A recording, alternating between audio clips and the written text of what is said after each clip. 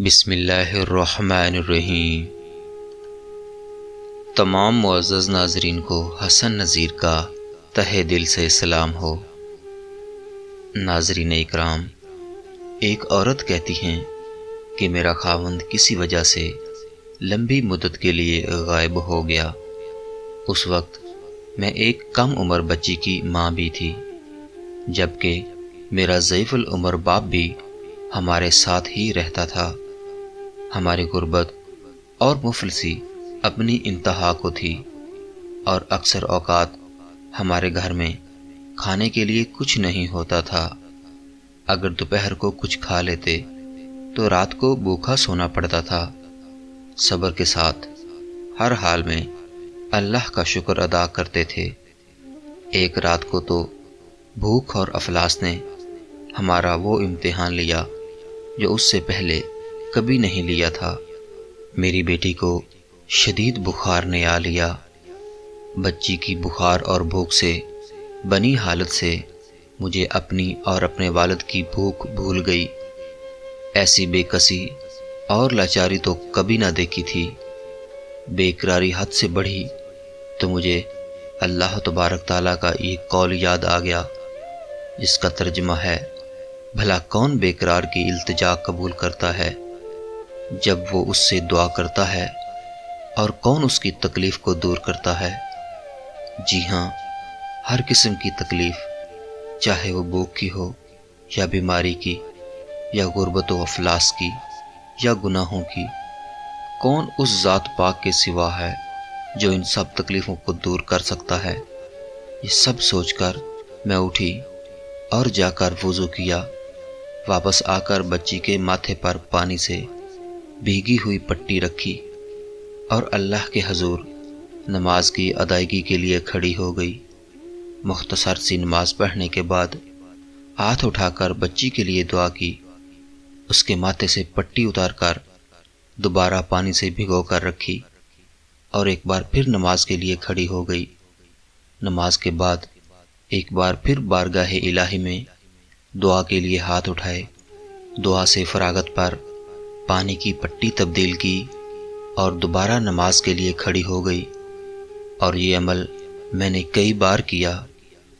جب میں یہ سب کچھ بار بار دہرا رہی تھی تو کسی نے دروازہ کھٹکھٹایا۔ اس حیرت کے ساتھ، بھلا رات کے اس پہر کون ہو سکتا ہے؟ میرے والد نے پوچھا کون، اور جواب آیا کہ میں ڈاکٹر ہوں۔ میں اور میرا والد، ہم دونوں ایک دوسرے کو حیرت سے دیکھ رہے تھے کہ اس کو کس نے بلایا ہے۔ میرے والد نے جا کر دروازہ کھولا۔ ڈاکٹر نے آتے ہی پوچھا کہ مریضہ کدھر ہے، اور ہم نے سادگی سے بچی کی طرف اشارہ کر دیا۔ ڈاکٹر نے بچی کو چیک کیا، کاغذ پر ایک نسخہ لکھ کر میرے ہاتھوں میں تھماتے ہوئے بولے، لائیے میری فیس دیجیے اور میں چلتا ہوں۔ میں نے آہستگی سے جواب دیا، ڈاکٹر صاحب، ہمارے پاس تو آپ کو دینے کے لیے فیس کے پیسے نہیں ہیں، بلکہ ہمارے پاس تو کچھ بھی نہیں ہے۔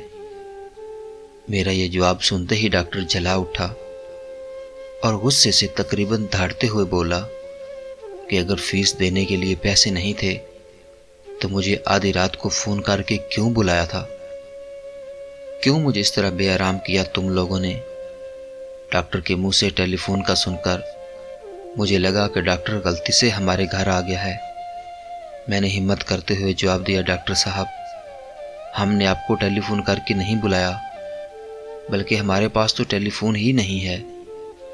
یہ سن کر ڈاکٹر نے مجھ سے پوچھا، اچھا تو کیا یہ فلاں شخص کا گھر نہیں ہے؟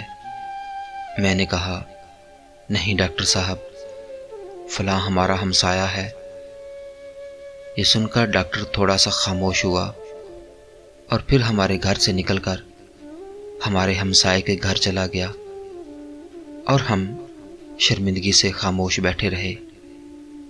تھوڑی دیر گزری تھی کہ ڈاکٹر ایک بار دوبارہ ہمارے گھر آ گیا۔ آنکھوں میں آنسو اور روندی ہوئی آواز میں بولا، اللہ کی قسم، تمہارے گھر سے اس وقت تک نہیں جاؤں گا جب تک تمہارا پورا قصہ نہیں سن لوں گا۔ اور میں نے ڈاکٹر کو اپنا پورا قصہ سنا ڈالا۔ کہ کس طرح میں بچی کے ماتھے پر پانی کی پٹیاں رکھ رہی تھی اور اللہ کے حضور دعا بھی مانگ رہی تھی۔ ڈاکٹر جلدی سے اٹھ کر باہر چلا گیا اور کچھ دیر کے بعد ہمارے لیے رات کا کھانا اور بچی کے لیے دعائیں اور کچھ گھریلو ضروریات کے سامان کے ساتھ لوٹا۔ ساتھ ہی اس نے ہمیں بتایا کہ اس کی طرف سے ہر مہینے ایک تنخواہ ہمیں اس وقت تک ملتی رہے گی جب تک ہمارا اللہ چاہے گا۔ جی ہاں ناظرین، یہ ایک اللہ تعالیٰ پر بھروسے کی کہانی ہے۔ ناظرین، جب ہمیں کوئی راستہ نظر نہیں آتا، ہمیں صرف اس وقت اللہ کا گھر نظر آتا ہے، بلکہ ہمیں تو یہ چاہیے تھا کہ تمام راستے چھوڑ کر سب سے پہلے اللہ کی طرف رجوع کریں۔ ناظرین، اللہ پاک سے دعا ہے کہ اللہ پاک ہمیں سیدھے راستے پر چلنے کی توفیق عطا فرمائے۔